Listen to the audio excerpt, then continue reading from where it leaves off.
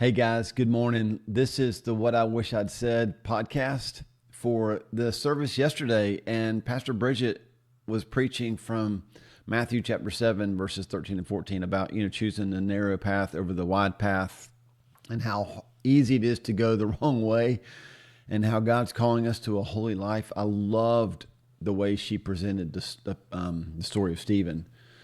And you can find his story in Acts chapter 6 and 7, but how he chose to follow the narrow way and how it cost him tremendously. Like he was stoned to death, right?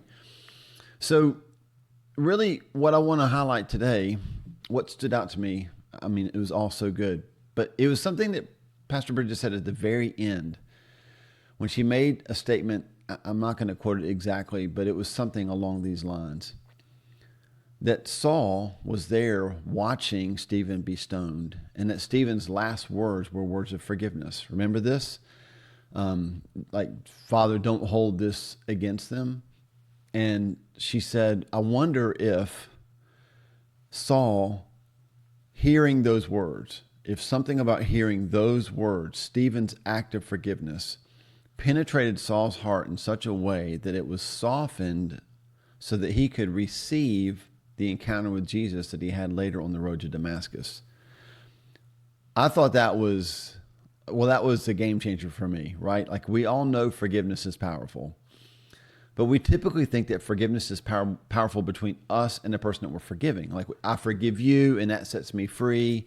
But man, to think of it as like in a linear fashion, like if I forgive here, then potentially down the road over here, you might be able to receive a life-transforming encounter with Jesus, right? And it reminded me of Psalm 145. I'll just read verses 3 and 4. The Lord is great and is highly praised. His greatness is unsearchable. One generation, that's us, those that are living now, one generation will declare your works to the next and will proclaim your mighty acts. It just got me thinking, we think of that as like, I'm going to declare your works and your mighty acts like as a parent to my children. And that's cool. That's good, right? But what are the works? What are the mighty acts? We think of those as like healings and somebody got raised from the dead, and that would be mighty. But forgiveness, y'all, forgiveness is a work of God. Well, I don't have time to go into this story now, but Wendy and I were walking through some of the hardest years of our lives, and we just kept getting hurt by people. And we suddenly realized forgiveness does not come from us. You can't work up forgiveness. You can choose to be a vessel of forgiveness. And so our prayers went from, help me gut it out and forgive this person, to, God, would you give us the gift of forgiveness so that we can extend the gift of forgiveness? And I just want to encourage you. I don't know who your beef might be with, or who you might encounter, or what you might see today or this week. But as you're in those situations, would you be discerning and listening to the Holy Spirit?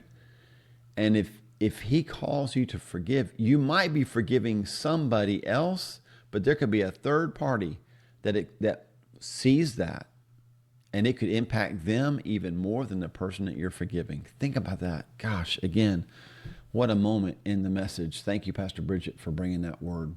Y'all have an awesome week. You're going to be forgiving somebody this week, I guarantee it. And just don't lose sight of the other people who might see that act and how it could impact them further down the road. Let the mighty work of forgiveness be proclaimed through your life to the next generation. Have a great day and an awesome week.